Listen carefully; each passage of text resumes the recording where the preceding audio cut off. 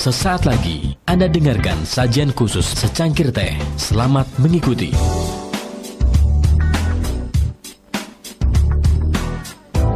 Keep Wonoso Basri Forever. Assalamualaikum Dimas Jajang. Hai, apa kabar? Sore ini kembali lagi bersama dengan saya Anton Yudhistira di Secangkir Teh. Oke, hari ini atau juga mungkin waktu-waktu yang sekarang-sekarang ini kan menjadi sesuatu yang sangat penting Pak, tentang toleransi ya Pak ya. Karena semua orang harus lebih banyak melakukan hal-hal yang tidak dengan dendam, tidak dengan hal-hal yang mungkin tidak baik begitu ya Pak. Mungkin Pak punya prolog Pak tentang ini Pak, silakan Pak. Ya. Perpecahan masyarakat itu terjadi karena kadang hanya masalah sepele ya. Orang tidak memahami itu sebagai sebuah pencitraan sosial. Taruh kata perpecahan itu lantaran kepentingan yang sangat pribadi dan itu tidak besar, tidak berkualitas lagi.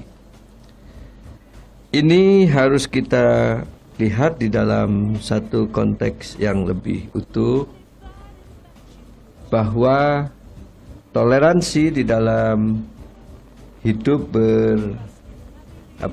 beragam yang sangat plural ya, ya. Membutuhkan betul satu syarat, yakni kesadaran untuk memahami orang lain. Tapi memang syarat yang sangat mudah ini sesuatu yang sangat berat untuk ditampilkan. Ini karena di dalam sifat kita itu, di dalam diri kita itu ada ornamen bernama hawa nafsu, yang itu adalah peluang setan, iblis maupun apapun yang serba panas itu masuk di dalam ranah yang sangat peluangnya sangat gede. Nah, karenanya menghadirkan satu permakluman dalam kondisi seseorang itu bergaul dengan banyak pihak itu, atau memahami, memaklumi, menyadari, kemudian memberikan bukan peluang tetapi ya ruang hidup yang sama, gitu, sesuatu yang sangat sulit. Dan itu ya bukan penyakit, itu potensi manusia yang paling besar di dalam kehidupan kita. Baik, toleransi. Beberapa waktu lalu kita kehilangan tokoh besar yang disebut Pak SBY sendiri sebagai bapak pluralisme. Nah, ingat Gus Dur katanya, jadi ingat orang yang punya toleransi tinggi terhadap perbedaan-perbedaan, meskipun kadang-kadang juga dengan sifat khasnya, cara khasnya begitu juga kok katanya anti perbedaan, tapi juga kadang suka berbeda begitu. Mas Hakim mungkin punya tinjauan bagaimana susahnya orang untuk bertoleransi kalau dikaitkan dengan katakanlah misalnya Gus Dur misalnya. Iya, jadi cara berpikir kita kemudian dalam konteks sosial, cara kita mengapresiasi orang lain memang ada banyak kendala atau handicap gitu secara psikologis dalam diri masing-masing orang, atau kemudian dalam diri istilahnya komunitas atau secara kolektif di masyarakat tertentu. Saya dari dulu kemudian mengapresiasi setiap upaya apa yang saya sebut sebenarnya kesadaran yang empatik begitu. Kita berpikir atau merasakan seandainya saya adalah dia, seandainya kita adalah mereka, dan sebagainya. Artinya begini, dalam beberapa hal kita merasa nyaman karena kita mayoritas, taruhlah. Kita orang Jawa di sini kan kabeh wong bolone wong Jawa. Disitulah kita kadang-kala mengabaikan bahwa perasaan bahwa seandainya wong Jawa tadi minoritas, misal di mana, di Papua misal, atau di NTT, atau dalam bahasa yang lain, saya Islam dan Islam mayoritas, koncone oke, saya agak nyaman begitu, koncone oke. Tapi kita tidak pernah membayangkan seandainya Islam minoritas di mana dan sebagainya. Atau kemudian ya saya mungkin ada di sebuah kelompok yang notabene sedang berkuasa atau apa begitu. Kemudian kita semena-mena pada mereka yang kebetulan tidak dalam posisi yang sedang di pinggiran.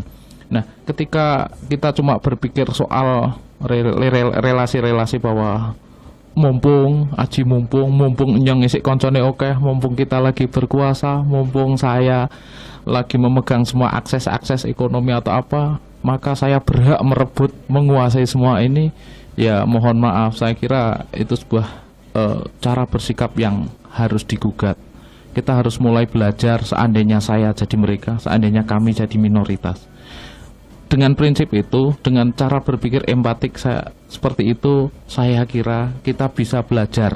Sebagai mayoritas kita bisa mengapresiasi, memahami, menerima segala hal yang berbeda.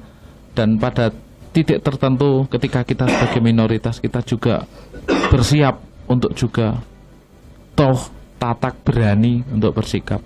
Saya kira dengan prinsip itu, sebagaimana juga mungkin Gus Dur dan banyak pejuang-pejuang pluralis lain berpikir, kita tidak akan pernah melihat orang lain dengan cara pandang kekitaan, tetapi kekamian dan sebagainya.